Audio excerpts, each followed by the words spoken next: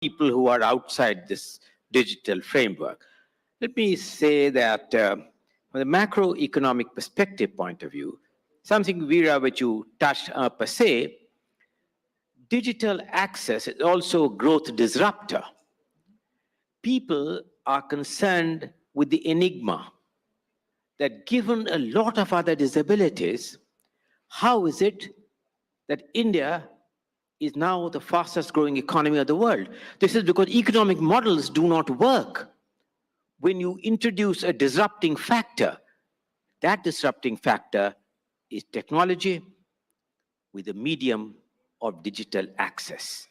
So I think as we go forward, the world will learn the power increasingly from experiments of the kind which we are having on what it can do to disrupt the typology of growth and growth projections, which is the basis on which all macroeconomic projections are made. So the power of the digital world and the conquest of the digital world is going to be growth supportive, a growth disruptor, as technology will break down earlier models and earlier calculus on which growth projections and linear programming was made. Yeah. Would you like to take that question on India being the farmer of the world, the pharmaceutical sort of headquarters in a sense of the world? And therefore, when we're talking about inclusion, when we're talking about equal opportunity, what role does India have towards meeting the medical requirements of countless people? So I think many are aware that India is the back office of the world.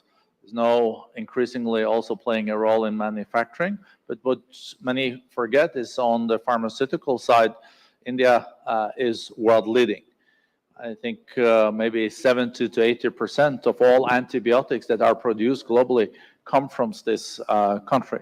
And this is a sector that also leads to the need for a lot of R&D and also investments. So I think India has a huge opportunity to go from manufacturing, also when it comes to pharmaceutical products, generic products, to also invest and be the developer and have the patents, and then you have the whole value chain. So I think this is another area where India has to go for the full value chain in the future. And to start with part of it also gives you insights where you can then leapfrog later on. And this is a challenge for many emerging economies and developing economies, that you what you export cheap and then you have to buy expensive. India is maybe breaking that impasse. Sure. Ma'am, let me ask you this. When we talk, if we look at the agenda of the G20 and B20 as well, there's a lot of focus on establishing resilient supply chains. Now, this is important because when you use the words resilient supply chains, it can refer to everything from food to superconductors. But let's focus on what affects countries in the G20 and beyond. We are facing a crisis with the Ukraine war, huge food inflation, oil inflation. So therefore, again, as part of the G20 concerns and agenda, how is ensuring resilient supply chains a key part of it? I think it's three things. There is, of course, the big new term that we have learned post-COVID, which is friendshoring, which means bringing supplies closer to home. What we have seen in economies like China, even like the United States, is there is so much of growth that you can generate with domestic consumption. But at some point, you need to go out and trade matters. And I think, again, the two largest trading partners in the world, the United States and China, still traded $9 billion, even as we talked about friendshoring. And we know that trade is really the driver of growth and the thing that lifts most people out of poverty the fastest and delivers financial inclusion. Now, as we move towards this sort of discussion, I think friendshoring is another term, maybe for some people call it deglobalization. I don't believe that's going to happen because at the end of the day, since we're in the B20 summit, the business community is looking at delivering shareholder value, and they have to optimize shareholder value. And my sense is that as one does that, one is going to go back to centers of the world where you have the best comparative advantage and where you can do that trade. Having said that, I don't think that before we started talking about friendshoring, we had optimized those trade relations. And so we can do much, much better. And that's a little bit what Brenda was talking about in terms of, yes, India used to export pharmaceutical products, but had you done it the best? I look at Africa, for example, when you look at a country like Kenya, Kenya produces antibiotics. But we haven't worked together to optimize the chain. I think we import, and what we found out in COVID is we import about 60% of the inputs for the production of antibiotics from India. But that supply chain was not optimized. And we can do that better. We can do that better by defining your private sector and our private sector. Same thing with Egypt, right? In Egypt, when the COVID crisis hit, Egypt is one of the largest producers of pharmaceutical products on the continent. But they overproduce for the continent and under-export. And so we can, again, optimize those markets with yourselves and ourselves. And my sense is that once we sort of revisit our supply chain conversation, we hopefully will find better optimization of some of those processes and products to be able to make sure that, because every product that we produce, I think we learned that the COVID vaccine has 140 inputs produced globally. And each one of those has a center where you can do it the best, the fastest, and the cheapest. And that's part of financial inclusion, is getting access to something at its cheapest cost. So my sense is we will work better on that. As a large country like yourselves, you can first optimize that just in India. Sure. And that's what's going to power your growth even better. Mr. Brende, over the last several years, the World Economic Forum has obviously changed your agenda, your outlook to reflect newer concerns and newer realities. One of the realities, of course, is climate change and sustainable growth. Do you find the WEF's agenda in that regard very aligned, in a sense, to what we are seeing at G20? Very much so. I think we're on a daily basis seeing that this climate crisis is not something that our children or grandchildren will be faced with. That's what we used to say. We're doing it to secure their future. I think climate change is happening here and now, and we're paying a price. We see it, for example, affecting agriculture production many places. The reality is that the cost of inaction now clearly exceeds the cost of action. But we are not seeing enough action, but I think India's G20 presidency underlines also the need of a faster decarbonization. And I think we need to change the perspective. It is cheaper to deal with it than just to postpone this change that is necessary. And also comes a lot of business opportunities with the decarbonization. But we are also reminded that it is tough, because it's like squaring the circle, in the sense that there is a lot of people even lacking access to basic electricity. We've seen also energy security issue in Europe.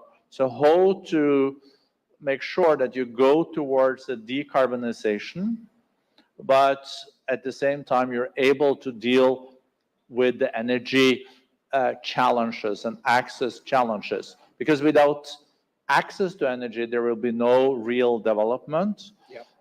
And here I think we need to be realistic with building bridges. There are, of course, better with natural gas than with coal. There's also better with fossil fuel if it's captured and stored. Of course, that is not the final solution, but until you get breakthroughs on technology and you get also cheaper energy like solar and wind as an alternative to the fossil fuel ones, you also have to think in a holistic way. And things do change very fast. If we had this conversation 3 years ago, I am not sure if AI was going to be mentioned at all. Of course, with my two very smart colleagues on the panel, they might have raised it. But you see how things change fast and new things come in. If we had this conversation 10 years ago and I said, oh, solar would go down to 1/10 of the price, or I would say wind would go down to 1/7 of the price in 10 years, people who said, oh, that guy is a little bit blue-eyed, you know, he's a bit naive. But no, many places in the world, solar is competitive. It's even cheaper than the alternatives, and there's no subsidies needed. And there is like the new era, and I'm not going to be that long, but that also NK mentioned, the new technologies are also changing the way we have to think around economics. I was thinking when the Americans launched this new supply side economics with having a big stimulus in the middle of a situation where they tried to raise the interest rate, that this was going to be very, very challenging. And it seems like they're balancing it in quite a good way. So I think we have to look at austerity differently, but I also think we have to look at fiscal stimulus in a more positive way if it is targeted towards what we really want to achieve, digital inclusion, transformation of the way we produce energy, and etc. So let me ask you this, Mr. Singh. Are you satisfied at the pace at which the cost of green energy solutions is coming down? Some would suggest it's not coming down fast enough. Well, I think that whereas we can have 2 points of view on whether the speed of the decline in the cost, availability, and access of green energy is coming down or not, I think one of the very important enigmas is the financing of an orderly transition. And this is easier said than done, Vishnu. In the panel of which Vera is an important member, along with Larry Summers and myself, we are trying to estimate, and that's the heart of the reform of the multilateral development banking system. What is the financing requirement between now and 2030 to be able to have an orderly transition to a period in which dependence on renewable energy is high? That cost, in a brilliant report done by Vera, is estimated to be roughly $3 trillion a year.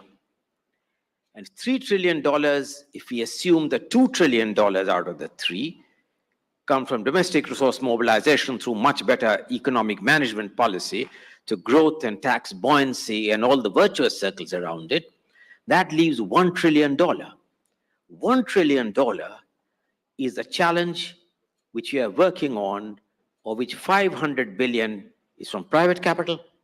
And therefore, what kind of incentive structures and catalyzation can be done to private capital of $500 billion a year in terms of risk mitigation, in terms of other measures? And then the balance 500 billion, which we hope can come through tripling the lending capability of multilateral development banks. Now, to give you a ballpark figure, Vishnu, all multilateral development banks, and there are many more than you can count, they are much beyond Asian Development Bank, African Development Bank, the World Bank Group, the Inter-American Bank, the European Bank for Reconstruction and Development. That's a large family. If all of this is added, roughly speaking, they lend about $120 billion a year. The challenge that Vera and I are facing is how do you take $120 billion closer to $120 billion closer to $400 billion a year, which is tripling their lending capability. And what combination of measures will achieve that? What harnessing of innovative private capital, blended finance, hybrid capital, and what are those structures and mechanisms? I emphasize mechanisms. I emphasize mechanism because only yesterday and today, a mechanism was being talked about in the B20. And this is the connection that I see, of whether a part of the realization from what we call corporate social responsibility, in which India again has taken a lead. We are in the first country to have corporate social responsibility. Whether a fraction of that could go towards the ability to leverage fresh capital for mitigating the problems of climate, pandemic, transboundary challenges, and global public goods. Ms. Songwe, the future of the B20, the G20 as a grouping, and indeed if you look at countries around the world, rests closely with skilling and mobility and reskilling. Could you tell us a little bit more about how this is essential, because ultimately employment will improve the status of lives, countless? No, thank you. And just to pick up on the points that were made and the two meet, when you think about it, one of the reasons India is growing so fast is because the electric vehicle industry is booming, and we need to do that, and we need to do that more. 60 million more electric vehicles will be on our roads by 2050. For that, you need to be able to reskill. As I was listening to the CEO of Ford Motors the other day, and somebody asked him, so how do you think about Tesla coming into your market? And he goes, Tesla is an IT company, we make cars. And Tesla has realized that designing cars is not that easy. And then the next day, they made a cooperative agreement. But beyond that, they also made a cooperative agreement with a mining company that does the chips. And my sense is we need to reskill as we talk about this transition, and this is the climate economy. And one of the things that we say in this report, and you should all look at it, which is the Trebling report, part of it is to build the capacity of the MDBs to do precisely that reskilling. We're going to need to take people from the financing, the banking sector to the digital banking sector. We're going to take people from just collecting data to data centers and AI. We're going to move people from fixing cars to being technologists that can actually make sure that you can drive a Tesla. And this is a whole reskilling process. And yesterday, we were in a restaurant in Washington, D.C. I was in Washington, D.C.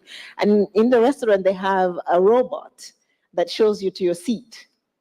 Except that when you have tight restaurants, it shows you to your seat, but it blocks your seat.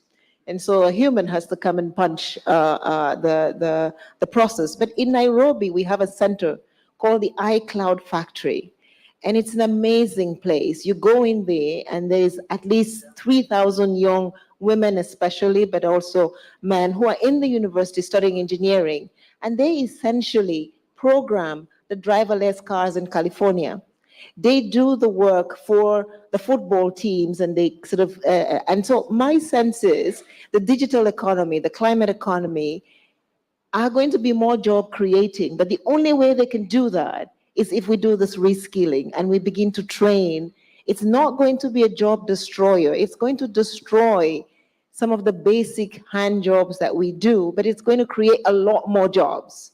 And that is where we need the private sector. That is where we need multilateral development banks. And that is why we need the 400 billion. I want to end there. It's really in the report that we did on the trebling. It's really about trebling financing, but also trebling capacity. We must do the capacity bit. And the reason India is doing so well is you have done the capacity bit as well. If you had only done the IT bit, you would have gone no way. But measuring and bringing the IT bit, the capacity bit, and finally the regulatory bit together is what delivers value and growth. We were talking about job creation. I know that the World Economic Forum deals a lot with artificial intelligence, AI, and its future and its potential economic impact. Are you someone who believes that that might result in a loss of jobs? I totally agree with what Vera said. If you can upskill, right skill people, there's huge opportunities also coming out of the fourth industrial revolution, including with artificial intelligence. So you also have to, Churchill once said that the farther backward you can look, the farther forward you're likely to see. And if you go through, start with the Industrial Revolution and go until today, all the different parts of the Industrial Revolution has led to that some jobs will then be, you will have to change, and some jobs are lost, but all the phases have created new opportunities where you can produce higher up in the value chain, and when you can produce and increase productivity, that's also increasing prosperity.